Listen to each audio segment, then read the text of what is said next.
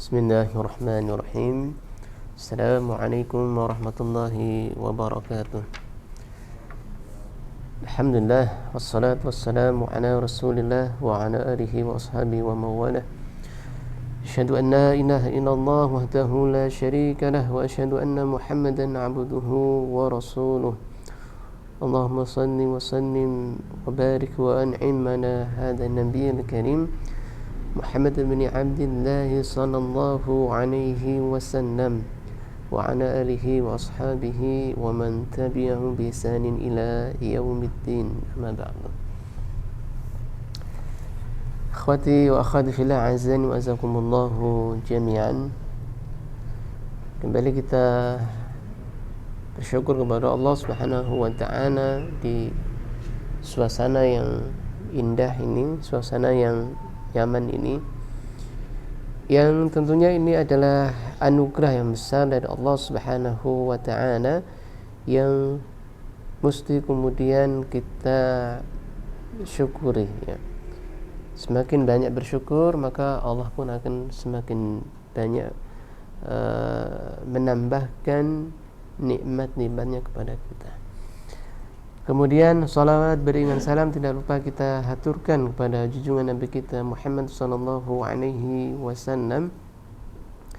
Beliau adalah qudwah kita, ya, teladan, panutan kita dalam semua hal, ya. Maka tentunya dengan kita mengkaji, membaca, menghidupkan sunnah-sunnah beliau sallallahu alaihi wasallam yang kemudian mengaplikasikan dalam kehidupan sehari kita, maka kita berharap kalau di antara umat beliau sallallahu alaihi wasallam yang mendapatkan syafaatnya. Allahumma amin.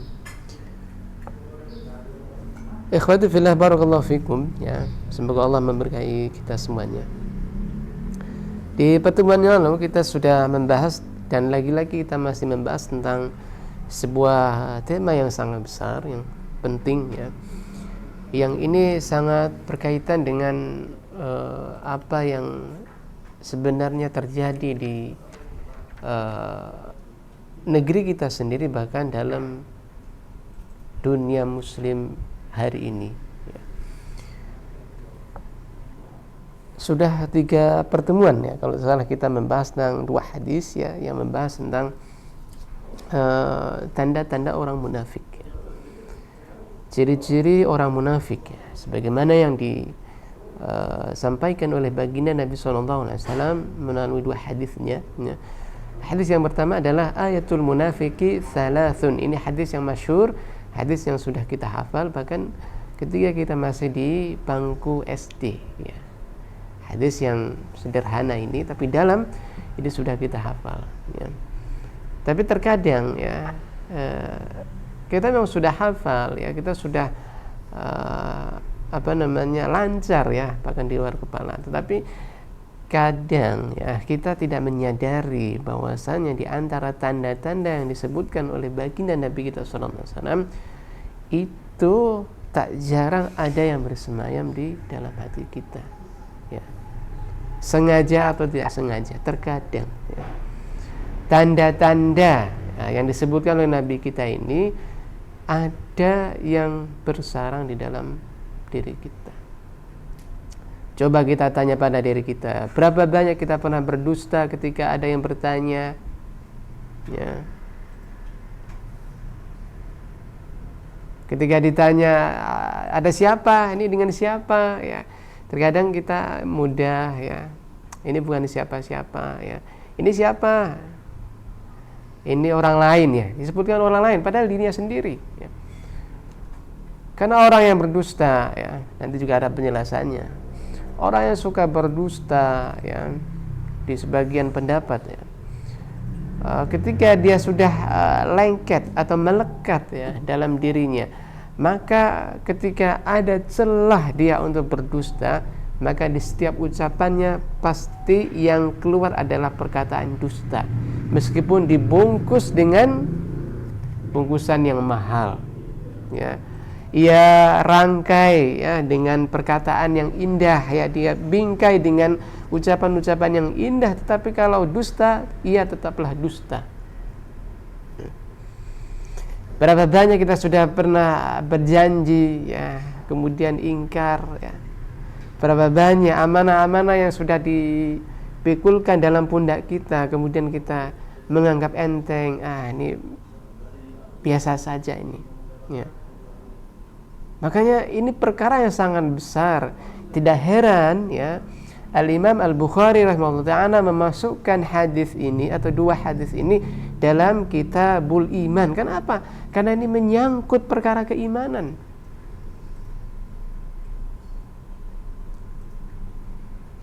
Artinya ini adalah perkara yang sangat besar ya, yang mesti setiap muslim untuk kemudian bermuhasabah, introspeksi diri ya.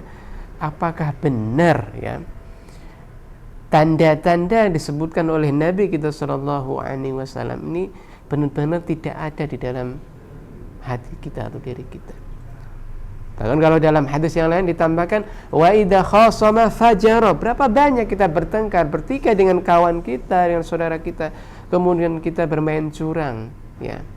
Gak mau kalah, akhirnya curang ya. Dan ini banyak hari ini kita jumpai ya. Dan tanda-tanda paling tidak ada 5 atau 4 tanda ini ya. Hari ini kita jumpai ya, bahkan mereka yang KTP-nya adalah KTP Islam, yang mereka mengaku beriman kepada Allah ya. Tetapi tanda-tanda ini ya, ada sebagian mereka yang sudah menjadi hal yang biasa. Yang penting tidak ketahuan, gak apa-apa kok berdusta.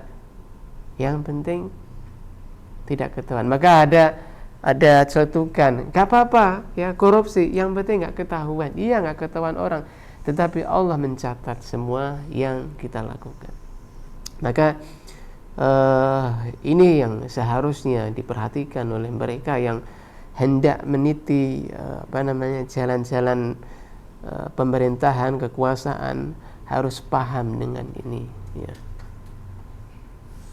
Karena hadis ini hadis yang sangat dahsyat ya, yang seharusnya kemudian diperhatikan. Bahkan Allah SWT di pertemuan yang kita sudah singgung ya, berapa banyak Allah menyinggung dalam ayat-ayatnya perihal orang-orang munafik ya. Dan dalam sepak terjang sejarah kehidupan kita atau kehidupan manusia, atau lebih spesifik lagi peradaban muslimin, berapa banyak sejarah orang-orang munafik yang mereka kerjaannya adalah merongrong ya, merusak persatuan muslimin. Dalam perang Badar tentunya kita tahu ya, perang Uhud ya, perang Khandak dan sebagainya, berapa banyak. Dalam era modern ya, ketika terjadi perang Rusia ya, perang Afghanistan ya, kita membaca sejarah itu, bagaimana para qiyadah muslimin yang mereka mati secara misterius ya, mati secara mendadak. Dan tak jarang ketika kita membaca sejarahnya ternyata diracuni oleh kepercayaan mereka sendiri, berkhianat ya.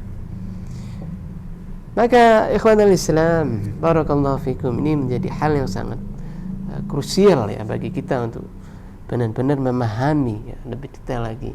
Bahkan Allah pun ya, juga menggambarkan secara utuh ya, bahkan menamai di antara surat-suratnya ya, atau surat yang ada di dalam Al-Quran dengan nama surah Al-Munafiqun. Ini bukan hal yang remeh tentunya ya. Ketika Allah mengabadikan sifat-sifat mereka ya, ciri-ciri mereka, sepak terjang mereka, ini agar kemudian kita mengambil ibrahnya ya. Bahkan di ayat pertama sudah jelas ya, agar kita berhati-hati dan mengambil mereka. Kenapa? Karena mereka ibarat duri dalam daging ya, yang kalau tidak hati-hati ya, kita akan tertusuk oleh daging tersebut. Kalau kita serampangan, justru kita akan ditikam dari belakang. Dan ini memang pekerjaan mereka. kalau ada kesempatan untuk menikam saudaranya, maka ia akan lakukan, ya. Maka ini sangat berbahaya, ya. Orang-orang munafik terkadang lebih berbahaya, ya, daripada orang-orang kafir, ya. Orang kafir memang jelas mereka, ya, selama tidak bertaubat jelas, ya, tempatnya di mana, ya. Tetapi orang-orang munafik ini, ya, meskipun Allah sudah menjelaskan ketika tidak bertaubat tempatnya di dasar neraka jahanam, tetapi yang kita lihat adalah ia seakan-akan orang yang saleh, orang-orang yang solih, orang-orang yang wow, ya, orang-orang yang keren, orang-orang yang beriman, orang-orang yang taat dan sebagainya. Tetapi di belakangnya, ya, kalau ada kesempatan untuk mendorong dia ke lubang yang dalam, ia akan lakukan, dan itu memang pekerjaan mereka. Maka Al-Khattabi rahimahullah ta'ala, ya, beliau berkomentar, ya, tentang orang-orang munafik itu yang seperti apa, ya. Atau beliau berkomentar tentang kata an-nifaq, ya, di dalam dua hadis tersebut, ya. Maka beliau mengatakan, ya, wakila al-muradu bi itlaqi nifaqi al-indar wa at-tahdhiru an irtikabi hadhil khisal wa anna adh-dhahira ghairu murad, ya. Jadi kata beliau, ya, Al-Khattabi, beliau mengatakan yang dimaksud, ya, al-murad, ya, bi'itlaqin nifaq, ya, dengan nifaq, kata nifaq, ya, al-munafik dalam hadis tersebut adalah fungsinya adalah untuk al-indhar, ya, sebagai peringatan. Oh, jadi menurut beliau ketika Nabi menyebutkan ayatul munafiki, ya, salasun, oh, ini berarti merupakan sebuah peringatan. Oh, ternyata tanda-tanda orang munafik itu ada 3. Nah, kemudian hadis yang kedua pun juga, ya, oh, ternyata tanda-tanda orang munafik ada 4, ya.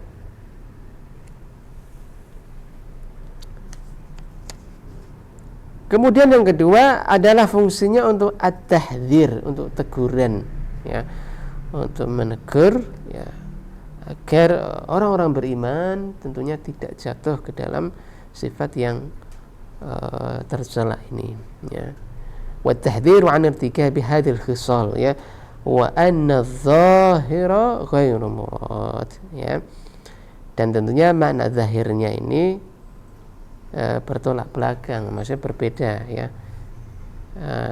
dengan maksud yang di sini, ya.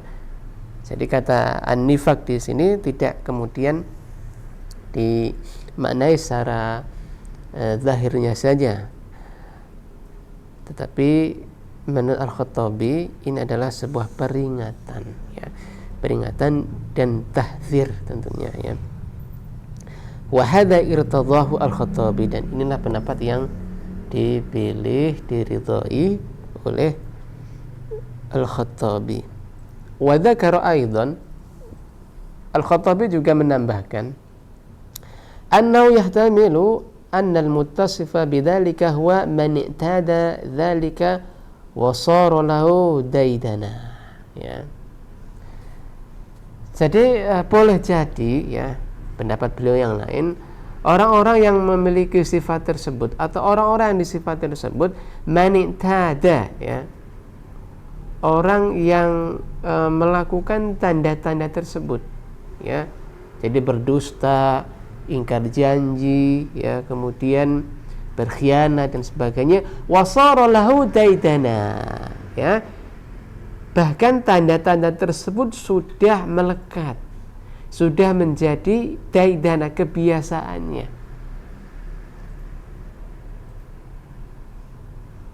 Qala wa yadullu anahi ta'biru bi'idha. Hal ini dikuatkan menurut beliau Al-Khattabi dengan apa? Adanya ta'bir bi'idha, ya.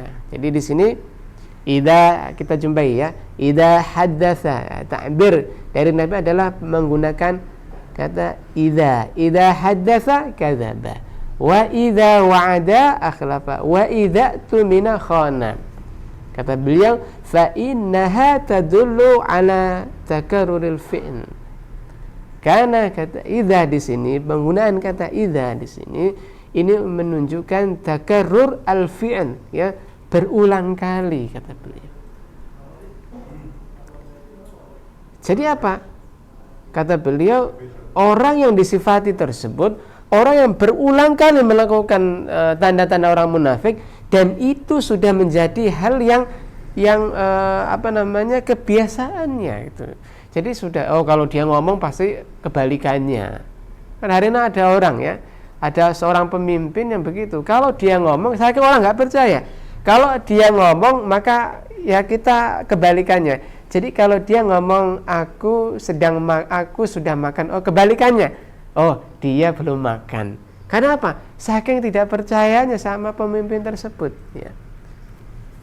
Dan ini banyak di negeri kita ini, nggak perlu saya sebutkan namanya, ya. Kemudian kadza qala, ini maksudnya adalah kembali ke Al-Khattabi sebagaimana beliau menyebutkan wal aula, dan yang paling tepat kata beliau maqala Al-Kirmani atau Al-Karmani, ya, bisa dua-duanya, ya. Yang paling utama adalah apa yang disebutkan oleh Al-Kirmani. Apa itu? Inna hadzal maf'uli min haddatsa yadullu 'alal umum. Ya, sungguhnya tidak disebutkannya atau dihilangkannya objek maf'ul min haddatsa, dari kata haddatsa, ya, atau dari kata kerja haddatsa, yadullu 'alal umum, ini menunjukkan keumuman. Ya, idza haddatsa ini tidak disebutkan. Haddatsa ini haddatsa opo maksudnya? Ya, kan enggak dijelaskan. Yadullu 'alal umum, ini menunjukkan keumuman. Artinya apa? Idza haddatsa fi kulli syai'in kadzaba fihi. Artinya apa? Kalau dia berbicara dalam perkara apapun, kadzaba fihi, dia pasti berdusta. Kenapa? Memang umum. Jadi yang ngomong apapun dia pasti berdusta. Au yasiru qasir, atau sederhananya begini. Idza wajada ma hiya tahdits kadzaba. Kalau dia menjumpai kesempatan untuk berbicara, kadzaba, dia pasti berdusta. Banyak hari ini. Ya. Jadi kalau ada kesempatan dia untuk berorasi, untuk ngomong di depan umum, dia akan berdusta, dia akan putar balikkan katanya, dia akan susun dengan kata yang indah. Agar apa? Audien pendengar ini merasa terpukau. Masya Allah, ya, orangnya bijaksana, ini cocok jadi pemimpin, the next pemimpin, ya, generasi ini.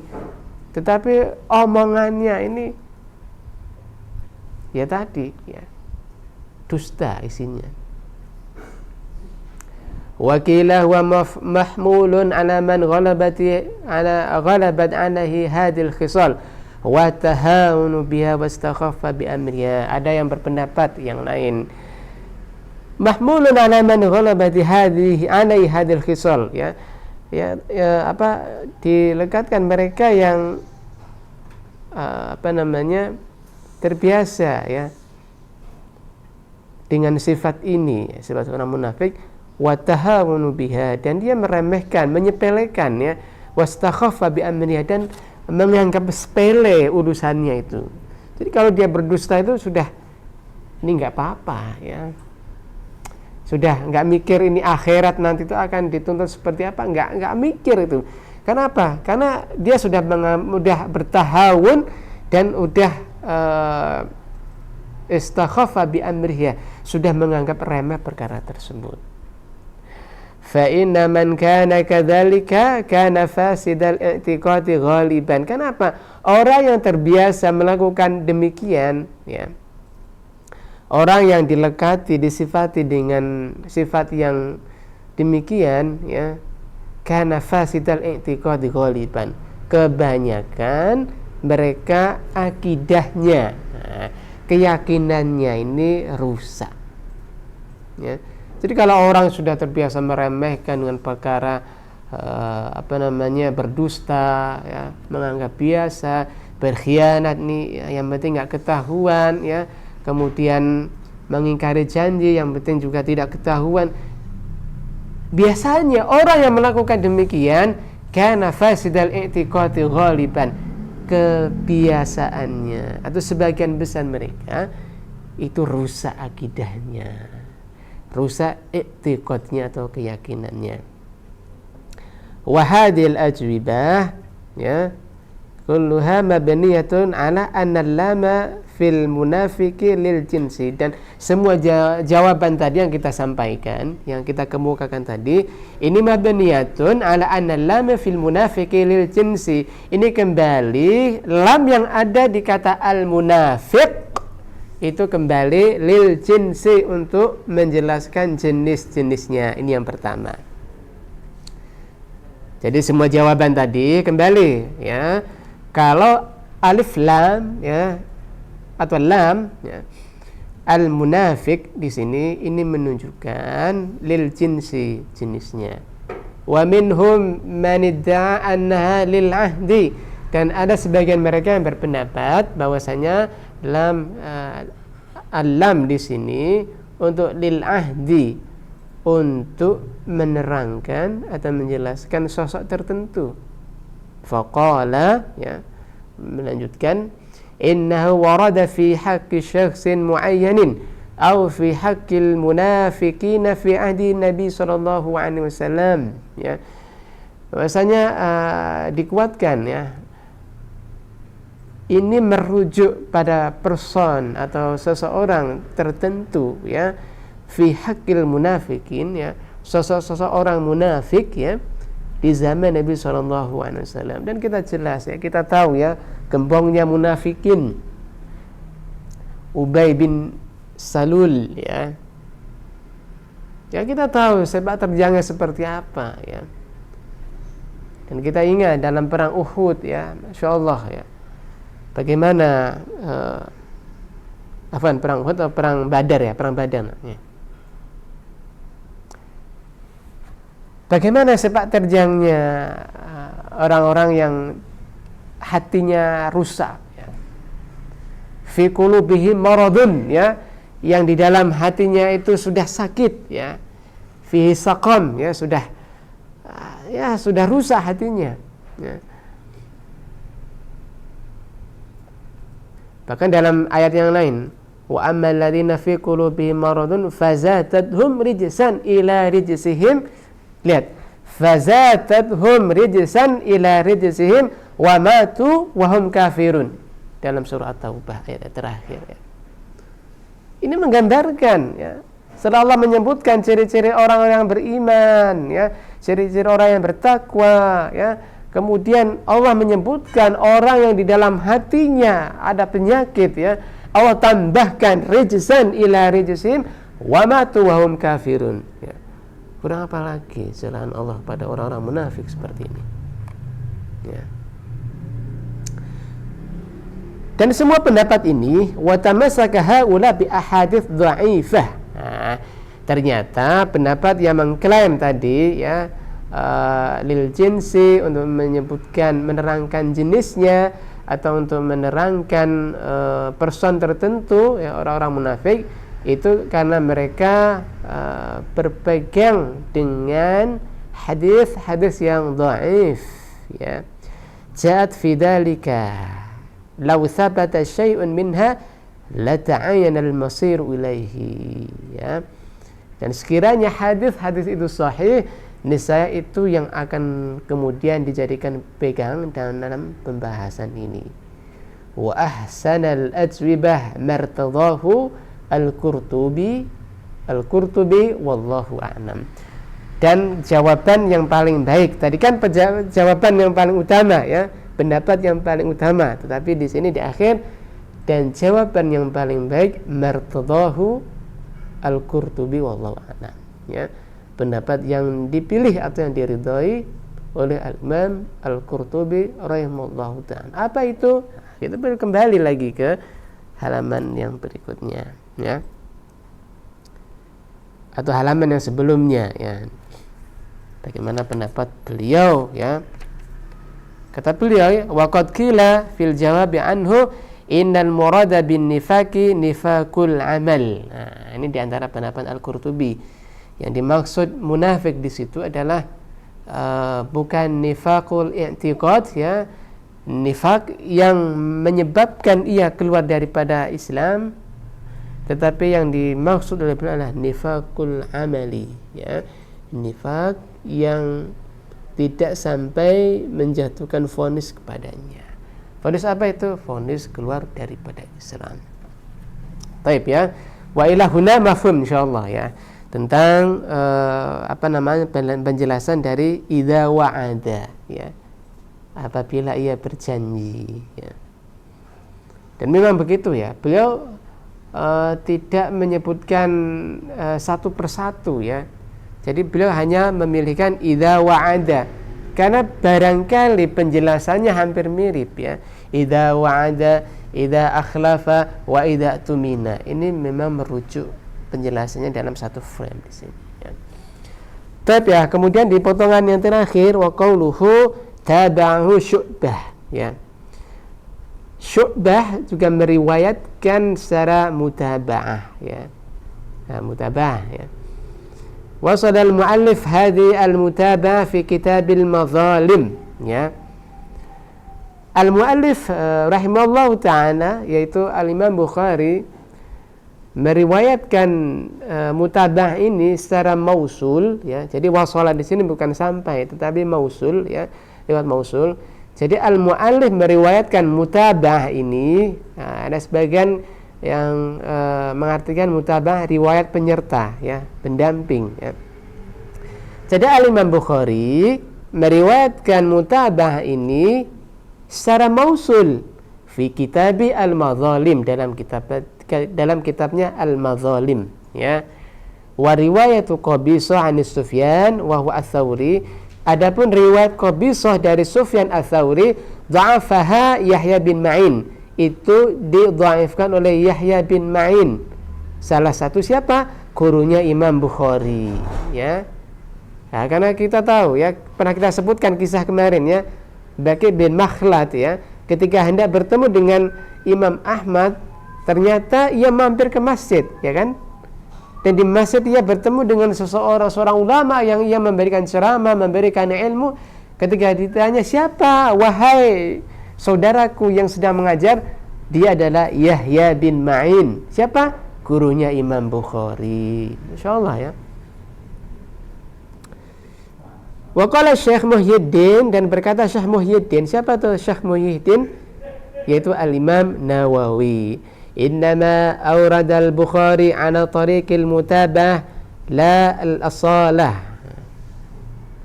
Adapun pencantuman Imam Bukhari ala tariqil mutaba'ah dengan jalur mutaba'ah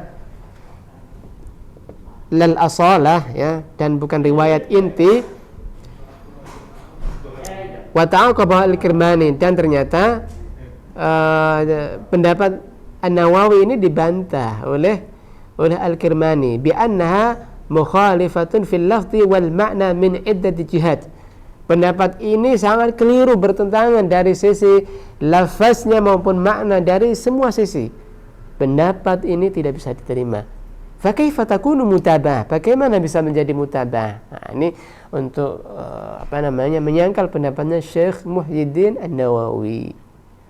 Wa jawabuhu, dan jawabnya, annal murada bil mutabah huna kaunul hadithi mukharajan fi sahih Muslim wa ghairihi min tariqin ukhra 'ani Tsauri. Dan jawabannya adalah, yang dimaksud dengan mutabah riwayat penyerta di sini adalah kaunul hadis yang diriwayatkan dalam sahih Muslim dan lainnya dari jalur yang lain, yaitu dari Al-Imam Ats-Tsauri, namanya Sufyan Ats-Tsauri ya.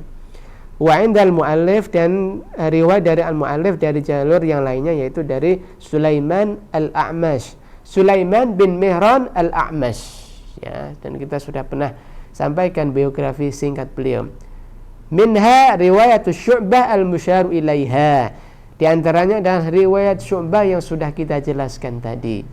Wa hadha huwa sir fi dzikriha huna, dan inilah rahasianya penyebutan mutabah di sini. Wa ka'annahu fahima anna al-murada bil mutabah hadis Abi Hurairah radhiyallahu ta'ala anhu al-madhkuru fil bab. Seakan-akan difahami yang dimaksud dengan mutabah adalah hadis Abu Hurairah yang disebutkan dalam bab ini, ya. Hadis yang mana? Ayatul munafiki dan selanjutnya. Walaisa kadzalik, dan bukan seperti itu.